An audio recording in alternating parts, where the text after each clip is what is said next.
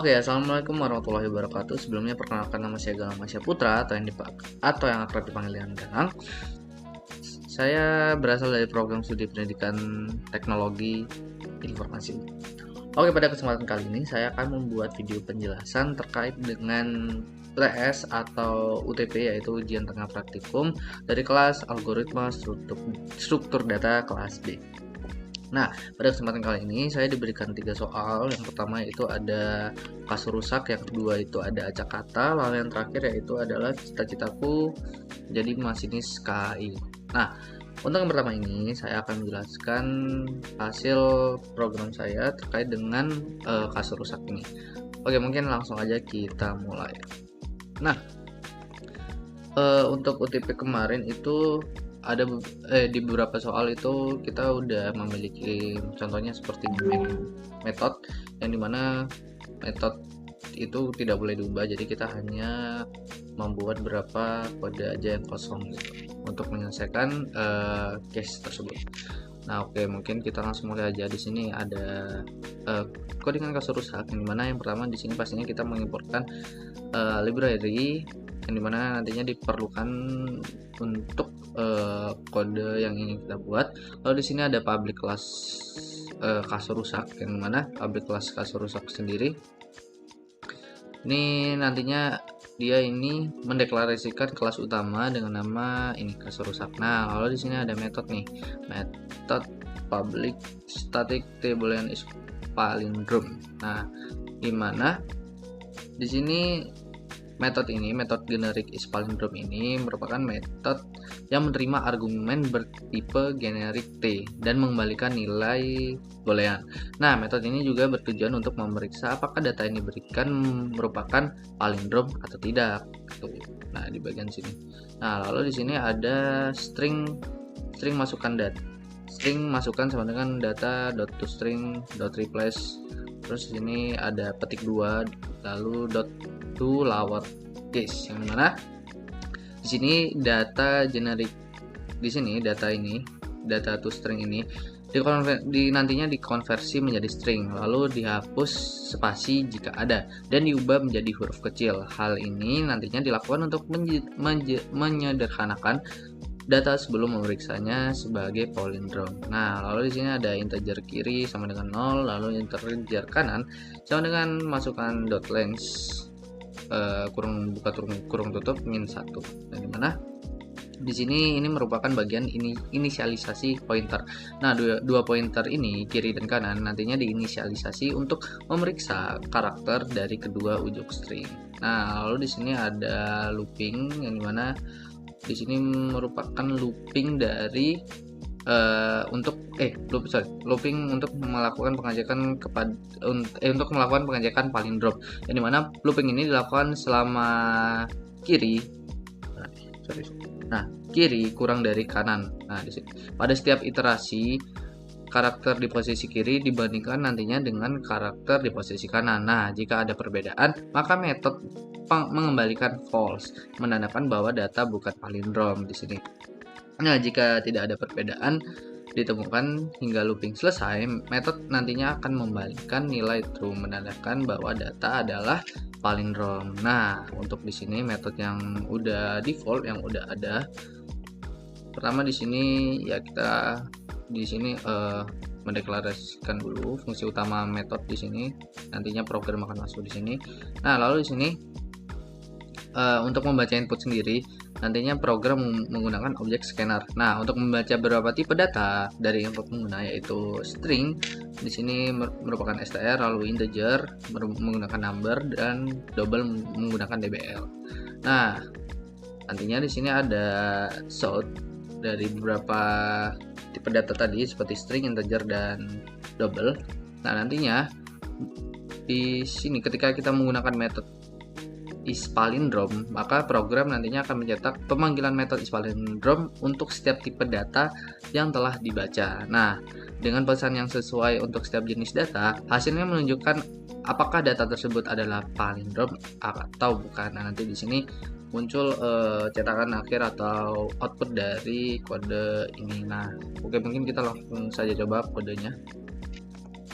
Nah, di sini ada ada inputan yang dimana inputannya sesuai soal, yaitu klasur rusak, lalu 12321, lalu 30,03.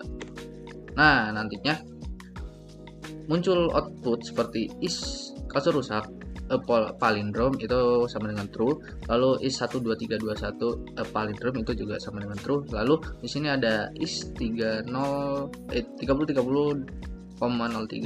palindrom itu hasilnya bakal false. Nah, ini output ini sesuai dengan output yang diminta pada soal. Oke, next kita lanjut ke soal nomor 2. Oke, selanjutnya di sini ada yang kedua, yaitu acak kata. Nah, untuk acak kata sendiri ini lumayan panjang, dan dimana di acak kata sendiri ini ada beberapa metode yang udah default dari sana. Di sini yang pertama, di sini ada gunakan metode ini dan jangan diubah kodenya di bagian sini. Metode yang pertama, lalu di sini juga ada yang kedua, ada metode kedua yang udah default dari sana. Jadi kita hanya mengisi yang bagian ini. Oke, mungkin langsung aja. Jadi yang pertama yang pasti seperti biasa kita mengimportkan beberapa library di sini yang diperlukan nanti untuk kode program kita. Lalu di sini ada public class acak kata, yang dimana nantinya di sini merupakan deklarasi kelas utama ya. Deklarasi kelas utama yaitu acak kata sendiri. Lalu di sini ada method checker. Nah, boolean checker ini. Nah, metode ini nantinya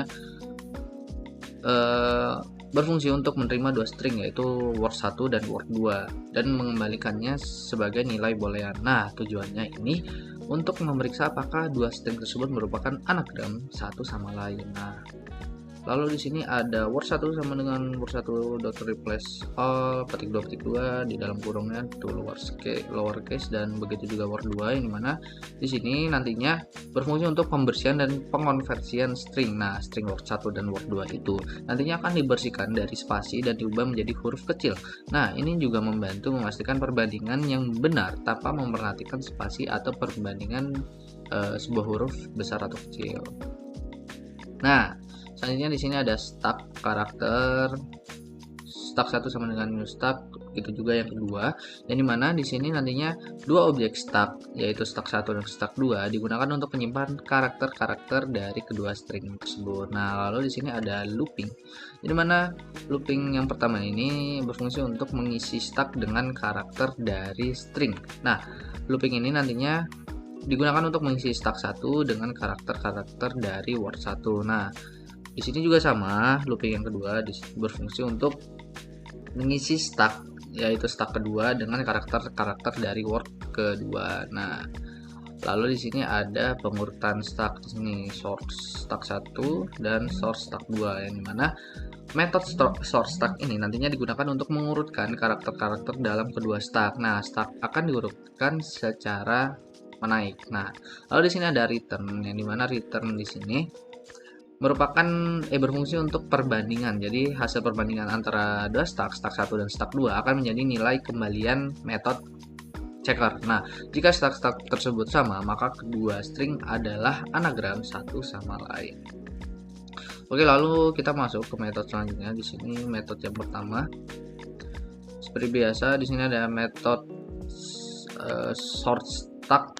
Di sini bersifat private, yang dimana di sini nantinya akan mendeklarasi metode source stack yang digunakan untuk mengumpulkan karakter dalam stack itu sendiri. Nah, lalu di sini ada implementasi dari sebuah source stack itu sendiri. Nah, di metode ini nantinya akan mengambil sebuah stack, yang dimana stack itu sendiri akan mengembalikan stack yang diurutkan secara menarik menggunakan sorted stack atau sort stack. Nah, ini dilakukan dengan menggunakan stok tambahan, yaitu sort stack, untuk mengurutkan elemen-elemen stack di awal nantinya.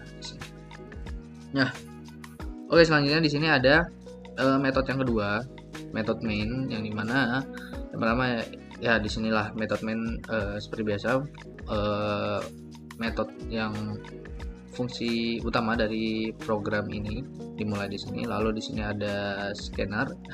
Scanner sendiri berfungsi untuk membaca input, yang dimana nantinya program menggunakan objek scanner untuk membaca dua string pastinya, yaitu word 1 dan word 2 dari input user atau pengguna. Nah, lalu di sini ada method checker if else. Nah, di sini nantinya program akan memanggil method checker dengan dua string yang telah dibaca dan kemudian mencetak hasilnya itu.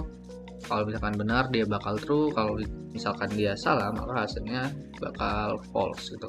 Oke, kita mungkin coba soal yang ada di case di HackerRank.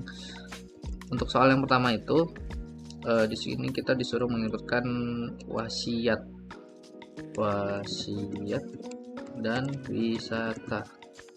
Oke, hasilnya bakal true. Lalu yang kedua hasilnya sama seperti di HackerRank. Lalu yang kedua di sini ada mungkin langsung fokus aja di situ. Oke. Tom Marvolo Riddle dan I am Lord Voldemort. Nah, hasilnya juga bakal true. Sama seperti yang di output yang diminta. Lalu terakhirnya di sini ada rapot dan di sini ada rapot dan putih. Oke.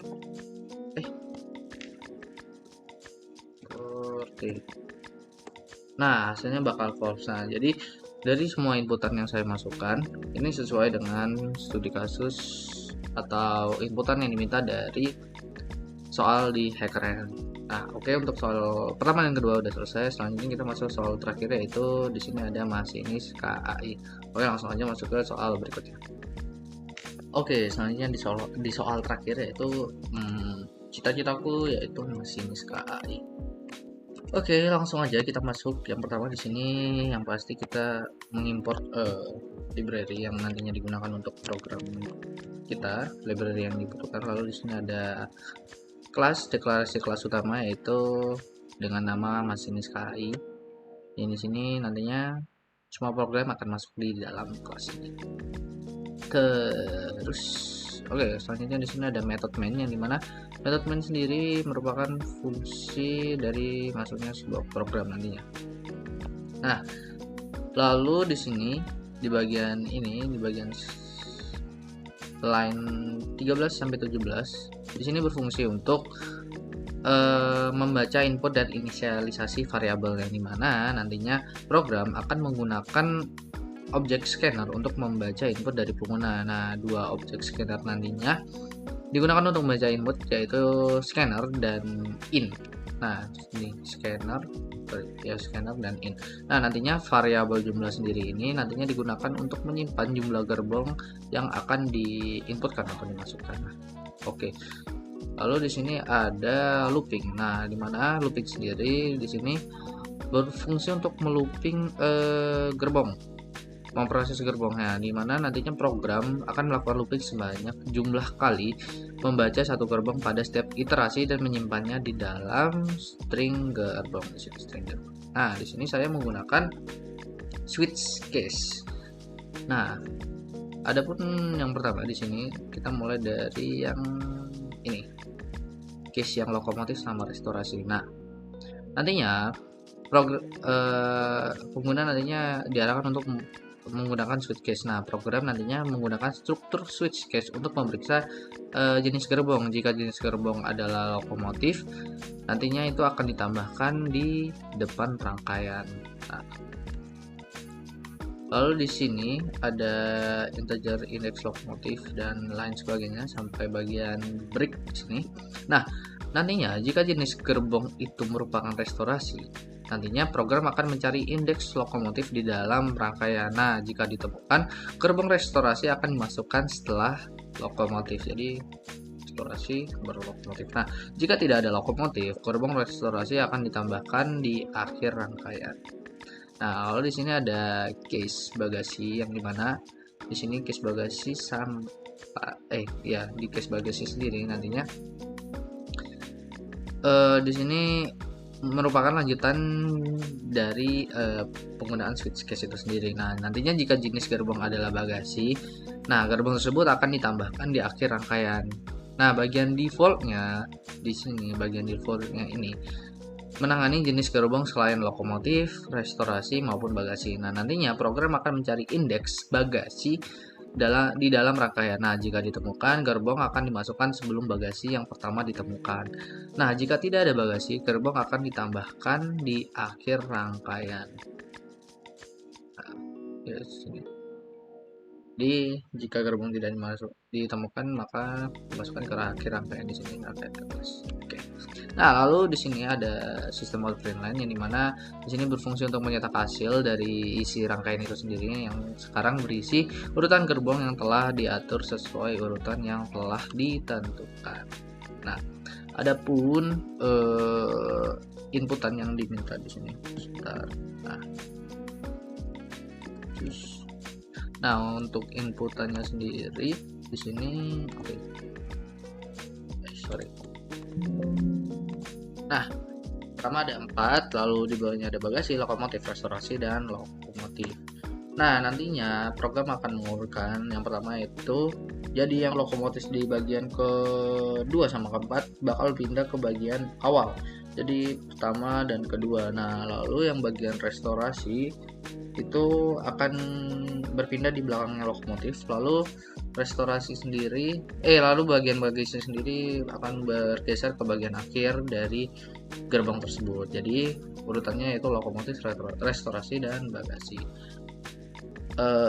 Oke, ini outputan sesuai dengan case yang diminta. Mungkin itu aja yang dapat saya sampaikan, kurang lebihnya mohon maaf. Wassalamualaikum warahmatullahi wabarakatuh.